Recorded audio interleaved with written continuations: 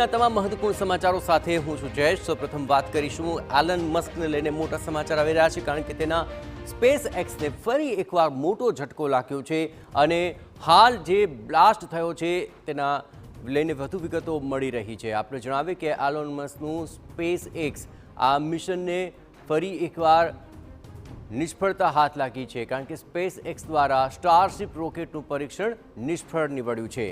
ફ્લોરિડામાં આ સ્ટારશિપ rocket blast થઈ ગયો। ટેકઓફ બાદ આ સ્ટારશિપ રોકેટે પોતાનો સંપર્ક ગુમાવી દીધો હતો। સૂર્યાસ્તના થોડા સમય બાદ રોકેટ વિસ્ફોટ થઈ ગયો। મહત્વપૂર્ણ છે કે 2 મહિના પહેલાં પણ સ્પેસ એક્સે રોકેટનું પરીક્ષણ કર્યું હતું, જે પણ નિષ્ફળ નીવડ્યું હતું।